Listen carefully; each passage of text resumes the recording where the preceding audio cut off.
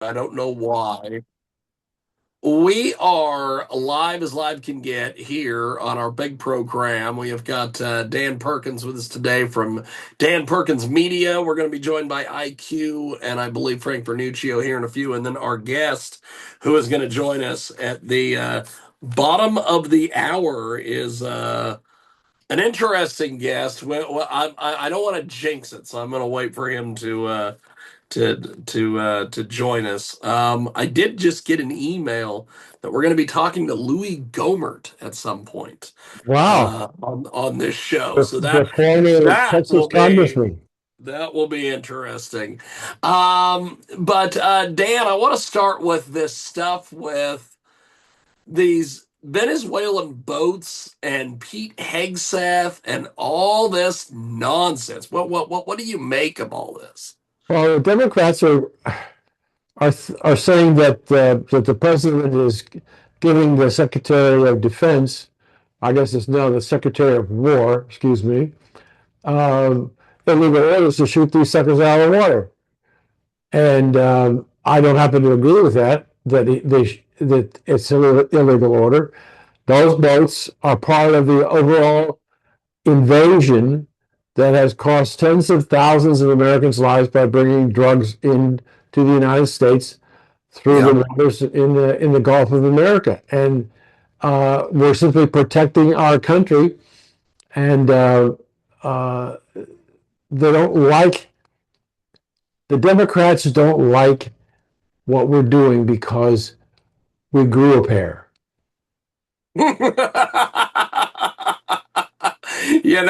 That is spot on, baby. My pleasure. I heard a deal this morning. I heard the briefing that the Defense Department briefing, I guess, and they had all sorts of people in there that 2 to 4 years ago, you would never see these people in there. And they were asking actual questions, which I thought was nice.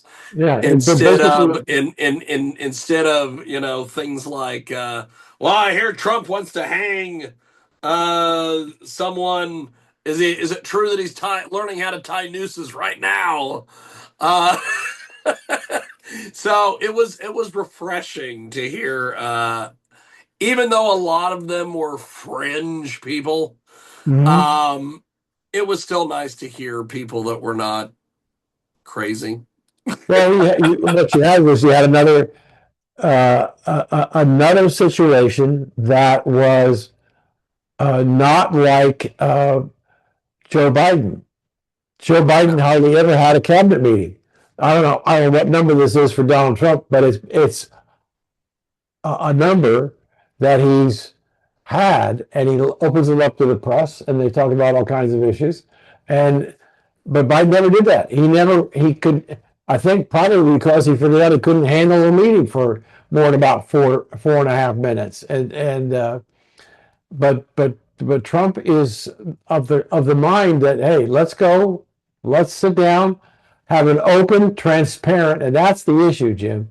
Transparent discussion about what the hell's going on and what do we need to do to fix what's going on. And he's doing that, and he's doing it in such a way that says, wait a minute, let's just sit and talk about it. And the Democrats don't want to sit and talk about it.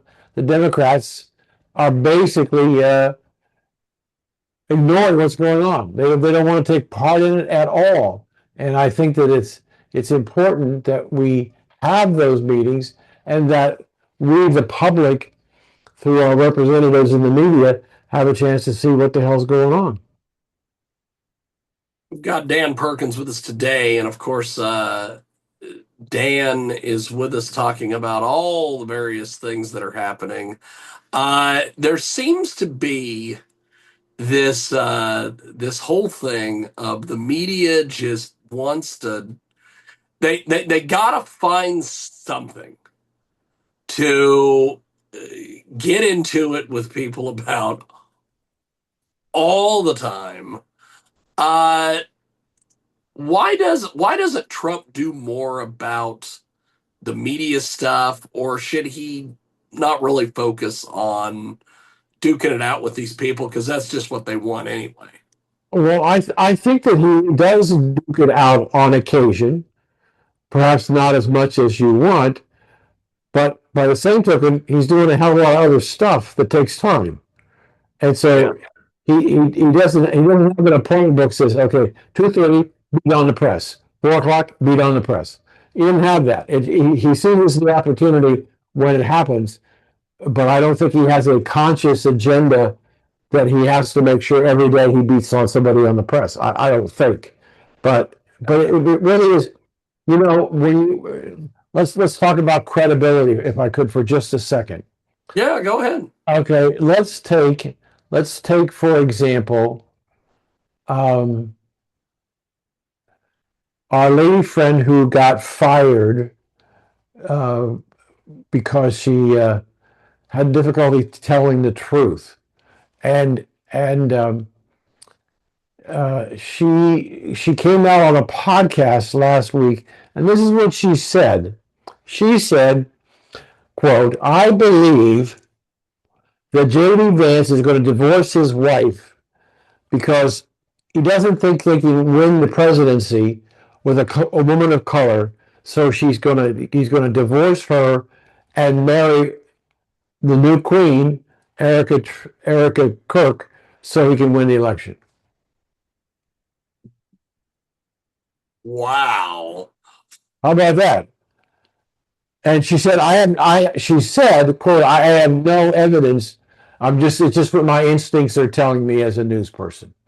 And and then we had Jen Psaki, who was saying, well, Trump went and had an MRI. He must have something wrong with his brain. And Trump on the airplane on the weekend said, no, nothing wrong with my brain. And he There's released nothing the wrong with my brain.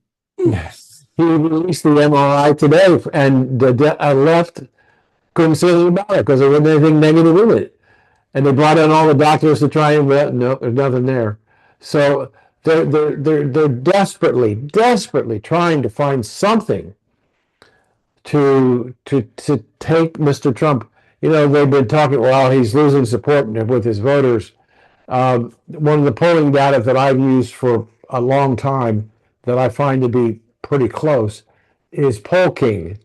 And they did a poll over the weekend asking the question, do you support the idea that Donald Trump wants to investigate all the green cards that were given to the Venezuelans who came across on all those aircrafts?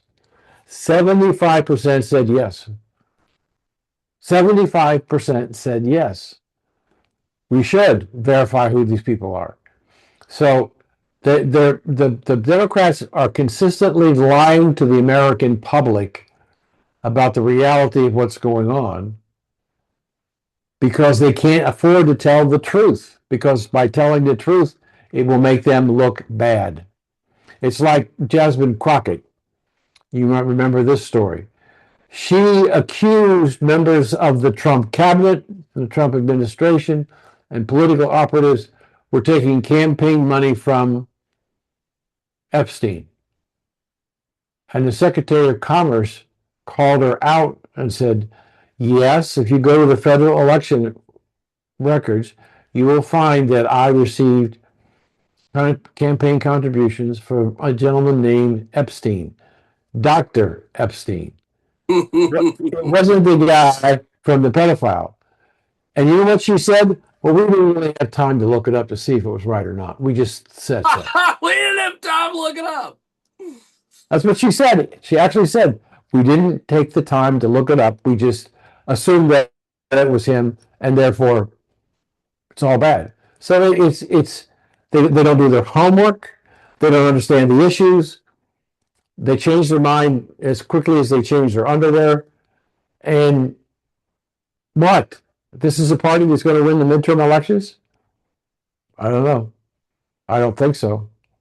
I know Because that it everything is pointing towards a significant economic recovery in the first and second quarter of next year, which is only 30 days away. Yeah. Well, I know that it seems that the odds are that the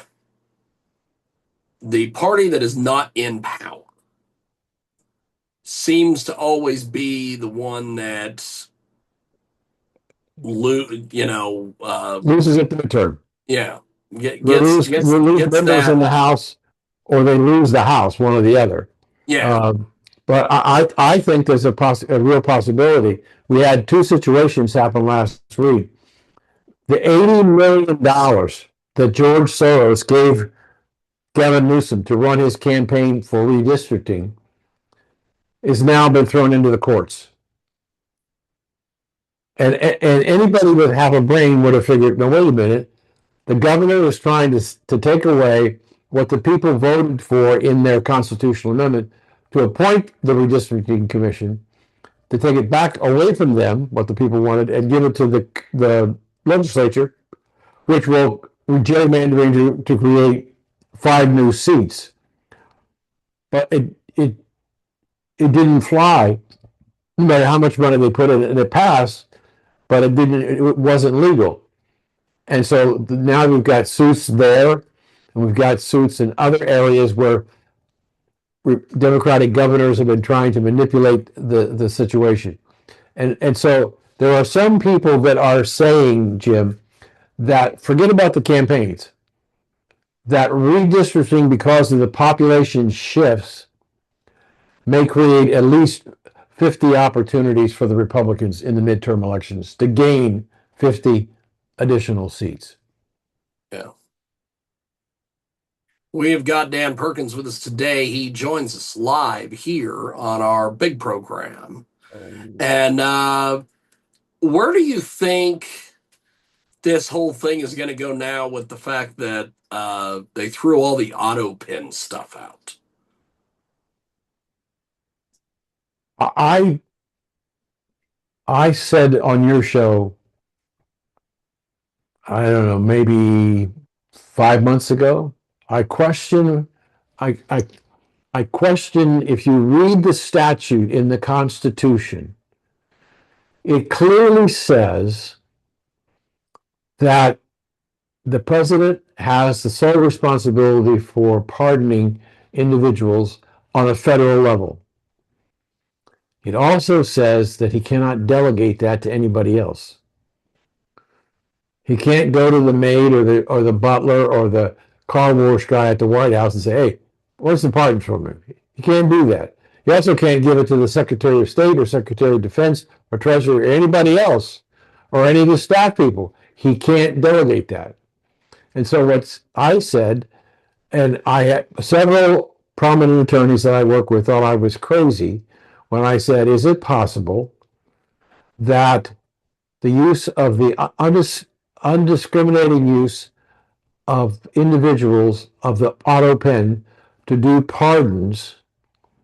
And I ran an analysis of how long, given how many pardons that were given that the president was supposed to be involved in, if he started in April of 2024, he could not have processed, if he did it 8 hours a day, 7 days a week, for the rest of his term up until the day before inauguration. He could not have reviewed 15,000 petitions to come up with 8,500. So it's clear that he didn't do it. Now, and I said, is it possible that the courts could determine that he did not comply with the Constitution, and some of those pardons, some of the legislation, other pieces, executive orders that were used by the auto pen to sign, not the president, could be treated as null and void?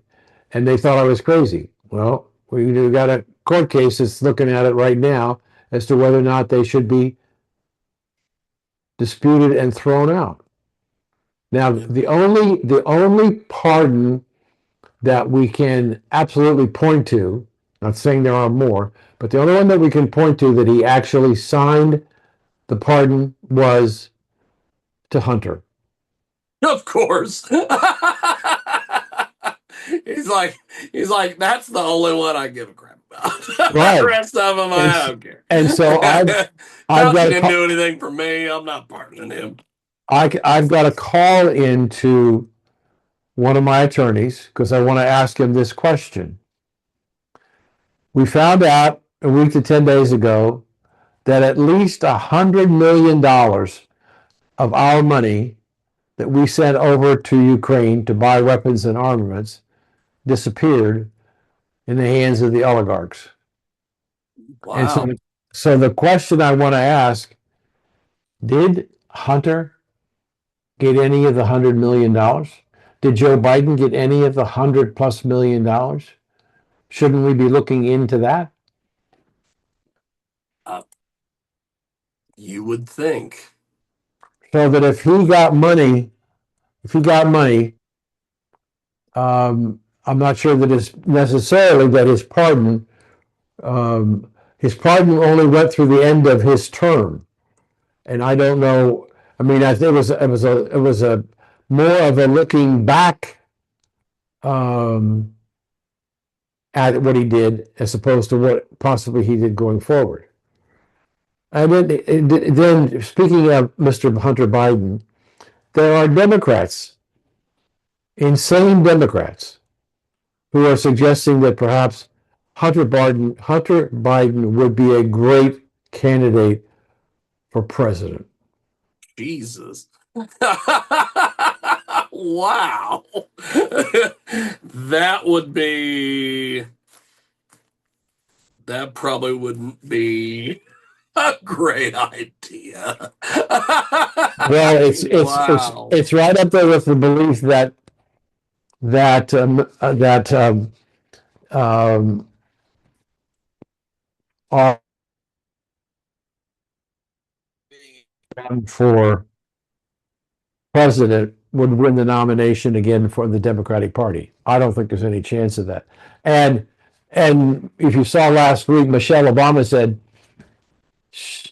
I'm paraphrasing by saying, "Let me know when hell freezes over, and I'll consider it." Yeah, I don't really think I know that for whatever reason, there is this group of righties that really want her to run for president. Mm-hmm. And I just don't think that's ever gonna happen. Now, I'm going to say I something. just really don't think that's ever gonna happen. I'm going to get. I won't get you in trouble. I'll get myself in trouble for what I'm about to say. But I believe what I'm saying is true. The Democrats have twice tried to run a woman for president. One was a white woman, and one was a multiracial woman who declared herself to be black. Now, if they can't elect a white woman or they can't elect a black woman, who are they going to elect? James Carville said that he believes that the first woman president in the United States will be a conservative Republican. It'll never be a Democrat. So why waste the time? Yeah, I So it's just one of those crazy things that's going on that uh, there's no message, there's no leadership, and they don't know what to do. And that's the problem the Democrats have. Yet they're convincing themselves. As I think I told you, I've been driving for Uber for a couple of months now, and I talked to a lot of people from the airports and people I pick up at businesses and all kinds of things, just trying to get a yeah. feel for the land. And there's a lot of New Yorkers. Usually, New Yorkers don't come to the west coast of Florida, with the exception of Naples. Naples is like a Yeah, small Fifth Avenue, yeah, and as a result, the people who are coming in on and going on the East Coast say this new mayor he talks about an appointment today where he wants to this woman who absolutely wants to get rid of the police. That which is insane to me. you're going to we're going to see another wave of people coming to Florida out of New York City, and it's going to be brutal. Yeah. Well, we've got our guest joining us. He is. I had him on the radio show before, and it was fascinating. And I wanted to have him on with Dan today. We have got Matthew Mcwhorter with us. He is the author of Canon Crossfire. You can get more information at canoncrossfire.com.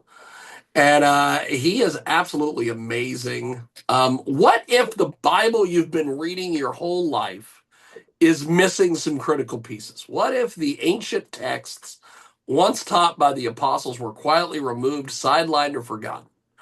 Well, today, myself and Dan Perkins are going to be diving into this spiritual mystery that's rocked the life of skeptics and believers alike. Our guest today is, of course, Matthew Mcwhorter, a successful attorney, which you might be able to ask your attorney question to him.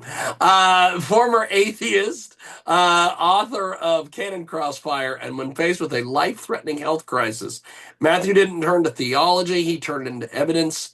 And what began as an attempt to disprove Christianity became a legal style investigation into the historical record of Scripture. And what he found will surprise you.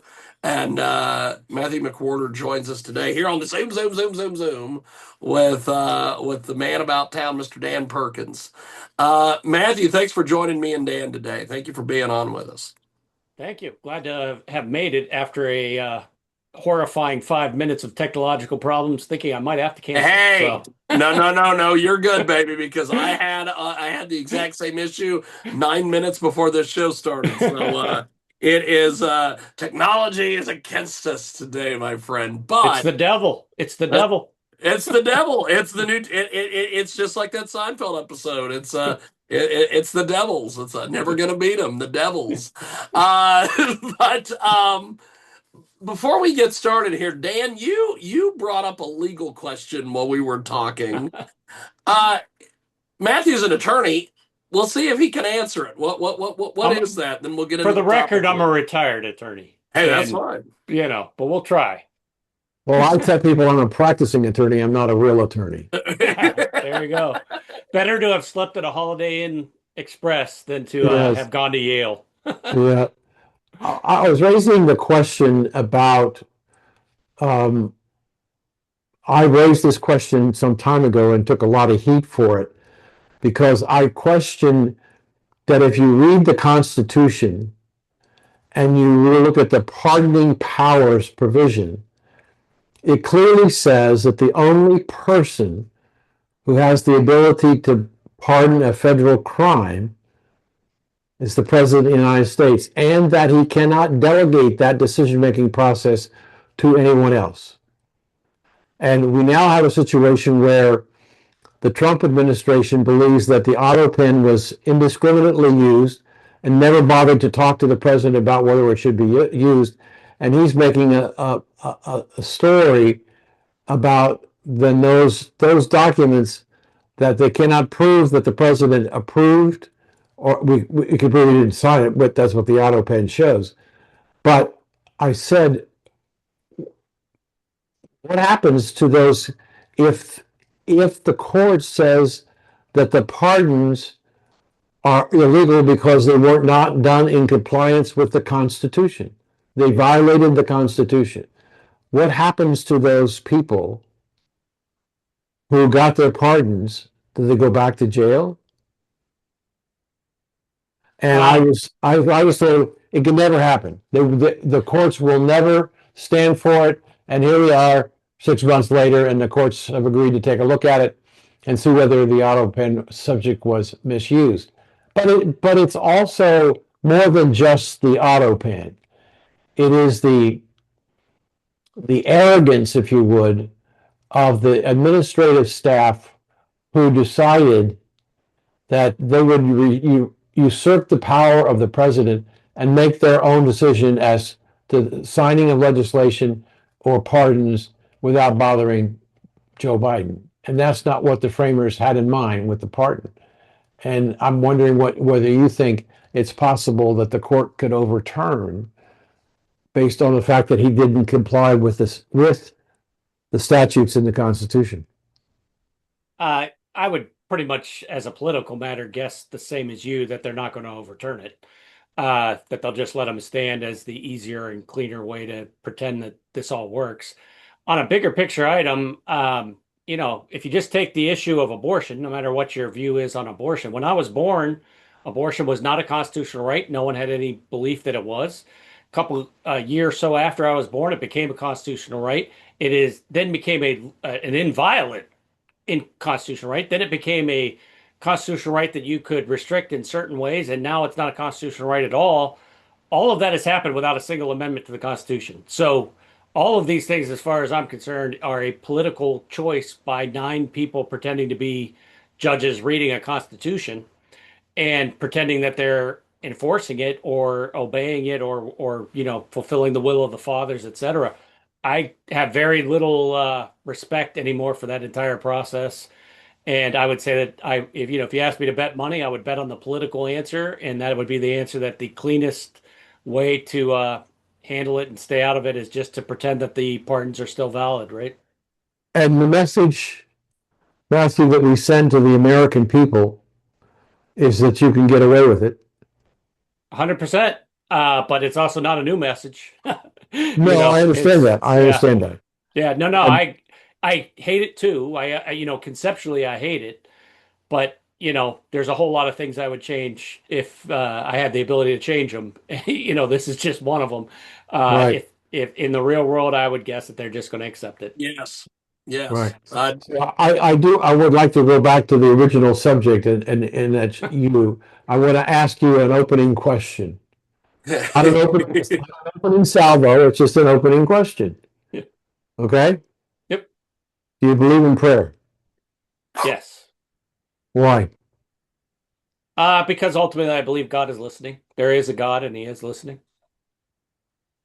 And sometimes he grants people's wishes. Yeah, I don't. So I don't know that it's really Him granting your wish so much as it was always His wish, and you finally asked Him. But yeah. Oh, really? Yeah. That is interesting. Yeah. Because it's like a child. It's like telling your child, I won't give it to you till you say please. You're still going to give it to him. Or your dad saying, I'm going to turn this car around if you don't shut up. He's not turning the car around. Like, come on. That's awesome.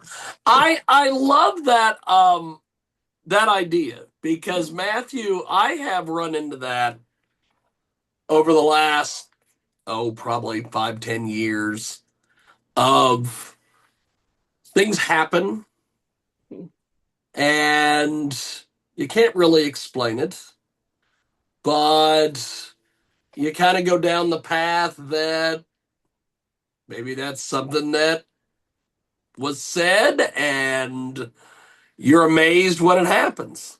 Yep. But I also run into things that don't really have anything to do with prayer. They have more or less, like for instance, and this happened probably, I don't know, probably I would say 10 years ago now. But I was walking one night really late from the apartment to a grocery store to get something to eat. And on the way there, I realized it started getting cold. And I'm like, I only have this one glove. And Michael I'm Jackson walking style. along. That's right. Yeah. And I only got the one glove. And I'm walking along. And I'm like, and I walk this path. And I'm just thinking to myself, man, I wish I would have brought that other glove. And I get to the grocery store and I come back the exact same path and I get stopped at a stoplight and I get across the street and magically across the street on a random ledge of a store is the exact glove that I needed. And I'm like, huh. Isn't that interesting. And I have things like that happen all the time. And I Sure. know that when I talk to certain people about different things, they either don't believe or they don't buy in or whatever it is. And it just happens to be, oh, it's coincidence. But that whole thing of you saying that it was always planned, you just needed to get to it. That's interesting. I didn't mean to cut you off. Dan, go ahead and continue what you were No, saying. I was listening to what he was saying, and you know, some people say that, well, maybe the answer to your prayer is being answered, but you don't like the answer. You're looking for a different answer, and God doesn't hear you. But I believe He does. I would say in my personal life, um, in the last maybe 2 years, I mean, I went through a lot. I lost my house and everything, almost everything I owned in Hurricane Ian here in Florida, trying to start over again. And my sister went into a nursing home with dementia, and other family members are having problems. But I started praying at night for everybody that I could think of that was hurt or injured or depressed or whatever. And I found great peace in myself by praying for other people. And I don't know whether you ever had that experience or not.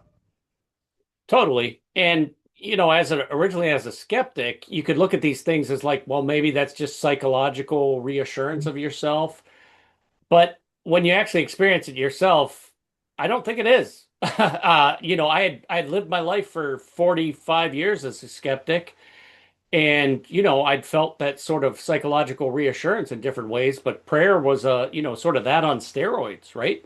It was something more. Um, I also like if you look at sort of the coincidences that people would say, like they could say that James picking up that glove is a coincidence, that sort of thing. Yeah. You have to ask yourself, I have a background in statistics, and this kind of always drives me nuts. Like what unlikelihood becomes a miracle? Like, is there something that can be so unlikely that you would admit it's a miracle? If there isn't, then the answer is you will declare every single thing, no matter whatever happens in the history of the universe, a coincidence, right? There has to be something, some standard for it. And similarly, when I look at things, it's a cumulative thing, and it's a starting to notice things that sort of changes my perspective that comes with faith to where instead of it being a coincidence, I do think it is something beyond that. And if without a theory of gravity, if you just saw something fall, you could say that was just a coincidence. But it turns out there was something that people didn't realize behind it that made it fall, right? And it's the same with things you can't explain. Do you believe that that's something outside of us, faith in God, or do you think that's just some rule that you haven't figured out? Either way, that's just a belief that you have. And myself, once I encountered faith and started seeing the world, I just see these things all the time. And I can point to 100 things that are so unlikely that I don't believe for 1 second it's a statistical coincidence or anything like that. And then I myself had a, situation where I prayed for something and about the most unlikely thing I could have ever imagined happened in response to it. And Yeah. you're just sitting there looking at that and saying, like, what is that? Right? I mean, I, it people can come up with different answers, but I submit that if you answer with faith, the world suddenly starts to make a whole lot more sense. Matthew, I have a couple more questions if Jim doesn't mind to Yeah. Go ahead. they're kind of related but unrelated. Um,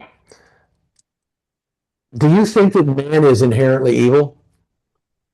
Uh, Man is inherently broken, and that involves a slice of evil, yes. Okay. There's a wonderful book that I read recently, written by uh, an author who I followed for a long time because of his style and his subject matter. That's Bill O'Reilly, Oh, yeah. and he has a new book called Confronting Evil, and he talks about some of the most evil people in the history of mankind in terms of how many people they killed under their reign. And in the final chapter of the book, the person who he claims is the most evil was Chairman Mao. In his 42-year reign, he killed 68 million people. Now, that's a lot of people, huge amount of people. However, in 2024, the world, according to the Guttmacher Institute out of California, killed 73 million babies. That's equal to the entire population of England, Scotland, Wales, Ireland, and Cuba wiped off the face of the earth in 12 months. And there are people who feel that while Guttmacher has been doing this for a long time, they're not getting all the information, that it may be over 100 million babies that were destroyed, murdered last Mm. year. The United States was number two at 1.2 million, but China was number one at 9.3 million babies killed in China. What does it say about the world? Yeah, and I actually pray outside of an abortion clinic, and I think about something similar all the time, which is I view it. I'm sort of an analytical person. I'm the last to be emotional or to make an emotional appeal to somebody.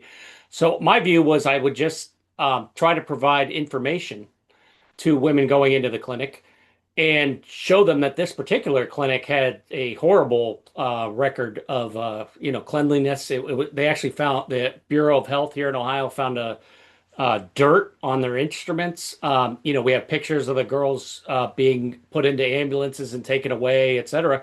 Just information. You should know that this happened and make whatever decision you want. They don't stop on their way in, even to get information. If you watch them, observe them, or talk to them, and a lot of times, given the physical location, you can actually hear them talking to somebody in the parking lot, their boyfriend or husband or whatever. They don't, maybe 1% have conducted an actual investigation of the medical elements involved, the theological and philosophical questions involved with terminating this pregnancy and possibly murdering something. Okay, maybe 1% made an informed decision and maybe they disagree with me. What amazes me are the 99% who are pretty much totally okay with ending a life for some other reason, and frequently, as long as they have sort of social cover, it seems to be acceptable. They're okay with ending what might be a life, and they don't even think about it or care enough to go do research or to think about it. In my own mind, as I'm standing there and I'm watching all this happen, it's to me, it's you see how shallow and paper thin is civilization and is moral behavior, and how with cover people can do the most awful things. And you see it like in China. I know people from China who I know a woman who was dealing with a Chinese husband and had to flee in order to have her baby because of pressure to have the abortion. Mhm. They are ruthless about this. And in that environment, people just think it's normal and might be, as you say, murdering 9, 10 million people a year. I mean, it's just, to me, like I said, when you look at the individual involved, there just doesn't seem to be a firm commitment to even basic, to me, the slightest risk that I would murder somebody would make me think about it and want to research it and think about it. That's not out there. That's not really the way it works. And that was something of a shock to me. Yeah, I agree with you 100%. But I want to follow that with another question. We're seeing a significant change in the attitude about religion and God in younger people today that we haven't seen for a long, long time.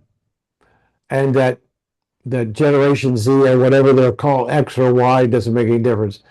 Younger people are going back to church, Christian churches. They're studying more about God and the Bible. What do you think is driving that rebirth? So first, I would say be careful what you think of the numbers because it is increasing, but it's increasing from a low that we were at, and there are counter trends out there. such as people becoming Wiccans, etc., which is one of the fastest growing religions in the United States, etc.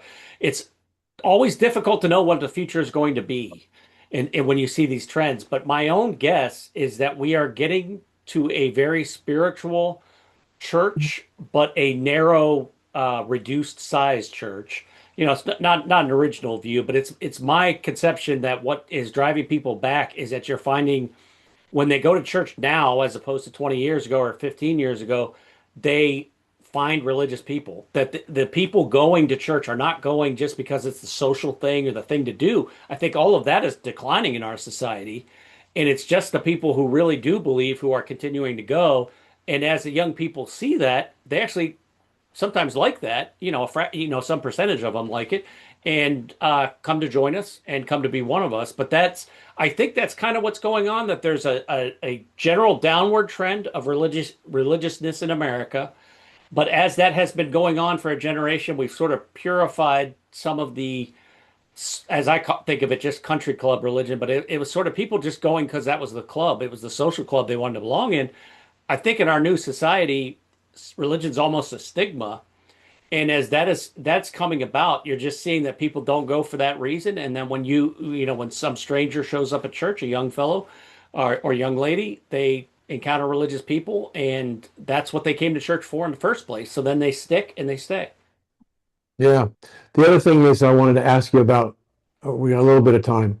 I'm thinking in terms of what the administration is doing, the Trump administration. And if one takes a step back and looks at what Donald Trump has been trying to do with his executive orders and to bring order back to our society and moral principles back to our society, I see this kind of, or I see him trying to take us back to a moral base that we make decisions on the morality of the decision, what is right and what is wrong. And he always talks about, this is not right, this is not right, we should be doing this, it's the right thing to do. And I'm wondering whether or not you think the Trump is having an impact on people's morality.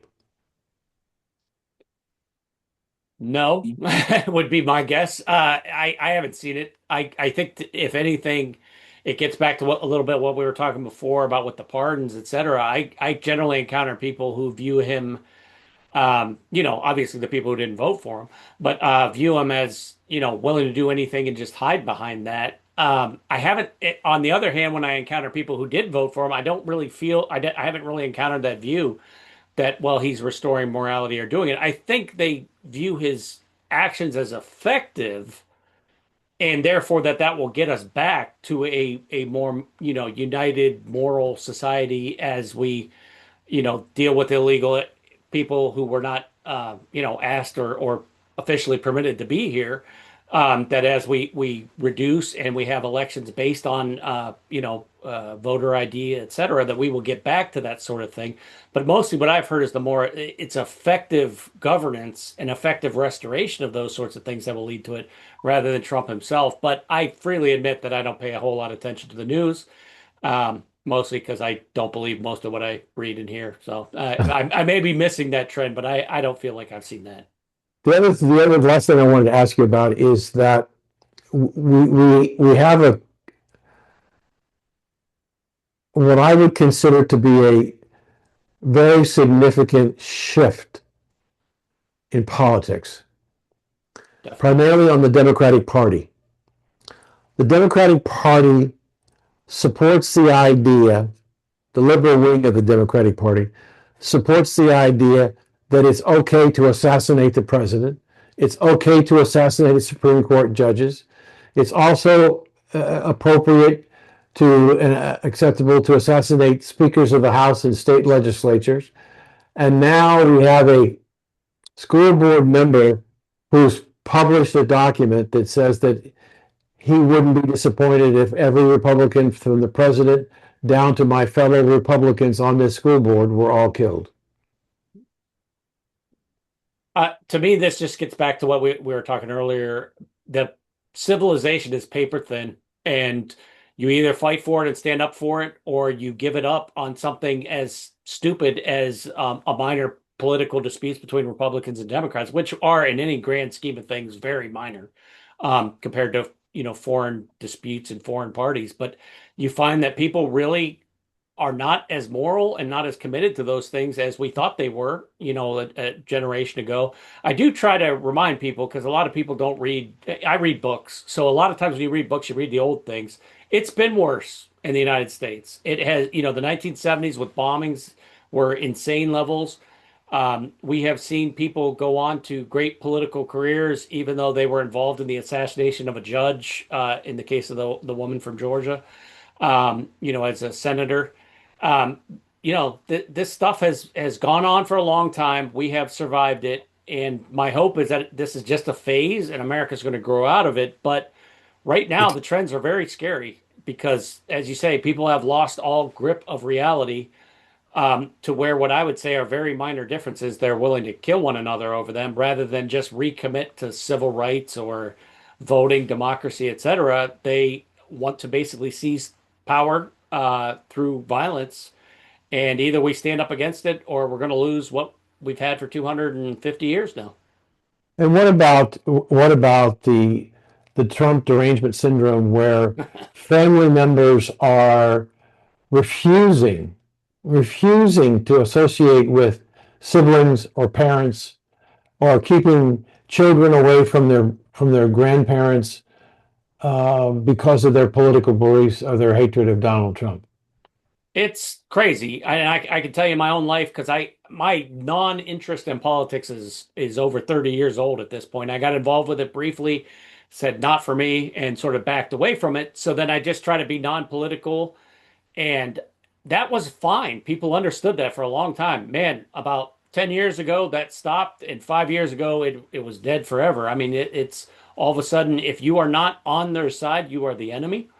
And there's no standing on the sidelines, no saying, "Gee, guys, let's calm down." And I mean, even things these tariffs. I argued. I had been an economist. I argued with every Democrat on God's green earth in the 1990s about why tariffs were a bad idea. And then 30 years later, here they are telling me it's the most evil thing imaginable. And as you say, they're breaking up families over it and everything else. Like, what in the world is going on to where you care about this issue so much that you're doing these extreme, egregious behaviors as a response to it? Like you said, Trump derangement syndrome sort of is a nice umbrella term for it. But man, there's something in the water, ain't there? What do you think of this? I It's got to be the internet and social media. I'm guessing, but it's a feedback loop where people are able, I think, to isolate themselves. I think when there were three networks and we tried to enforce, bipartisanship on the networks, et cetera, people at least got a little exposure to the Republican view, even though it was hardly Republican media. But I think these people are, sort of completely isolated and want to be isolated. They're not actively searching. So just in my own book, Canon Crossfire, etc., where I have showed people something or tell people something, they don't double check it. Me or whatever I'm talking about. Like, we live in a society where it should be the easiest thing in the world to double check everything that somebody's telling you on your phone right now in real time, and no one does it. It's so much easier to double check than it ever was, and no one does it. And I think they honestly don't want to do it. So when you think about that, you look at, I was saying to Jim earlier before you came on, Jasmine Crockett, the congresswoman from Texas, accused the Secretary of Transportation of taking campaign funds from Epstein. And when he called her out on it, and he told her to go to the Federal Election Commission, and she would, in fact, find a gentleman by the name of Epstein who gave money to his campaign, but it was Dr. Epstein. It wasn't the one. And she said recently, well, we didn't have time to check it, which is exactly what you're talking about. You're talking about, we're not taking the time to look at this situation and checking to see whether or not what is being said is true. So that And you can see, to go back to the moral thing, she didn't for 1 second think maybe it's better that I bite my tongue and hold off a second to make sure that I don't ruin this guy's life unfairly. She preferred to ruin his life. Mhm. Very Yep. true. And I don't know how we change that, sir. If you've got ideas, I'd love to hear them. I, it all starts with the family. It was Napoleon years ago who said you want to improve society, you start with the mother 20 years back. That's the only way. And I don't know how we do that as a society because we've, moved into this sort of public education. We're sort of letting our phones and our TVs educate our children. But I don't know. I'm very worried about the future myself. Do you think that the sequestering of people and taking away their rights for the purposes of trying to protect the society against COVID was a turning point in this isolationism? 100%. I could not believe how easily that was done. I was sort of amazed. I can somewhat understand the 14 days that they were saying, and everybody kind of said, okay, 14 days, but how that went on and on and on was amazing to me. And the lack of ability of people to resist, again, just kind of shows you, A, civilization's paper thin, and the desire to defend it is not, you know, easily diffused or stopped. I think people, if you knew everything was at stake right now in this moment, you'd find some heroes. But if you just slowly erode those things, nobody stands up. Matthew, thank you. It's been a pleasure having you on the show today. You too. Thank you. Happy to be Well, here. you are amazing. Let's start with Dan as we wrap up here. Dan, what's the latest from you, my friend? Books are available at Amazon.com. I'm continuing to work with my Irish friend who I'm helping him write his memoirs. I've been writing a new book on crime with the sheriff, and uh, I'm still driving for Uber to learn what people are saying in the streets and having a great time. Thank you. It's awesome. So, Matthew, how do we get your books and everything that you're doing, my friend? Yeah, Canon Crossfire. It's available at canoncrossfire.com. That's Canon of Scripture, Canon, crossfire.com. It's available in audiobook, ebook, or print books. My website will shoot you to wherever you can go to get them.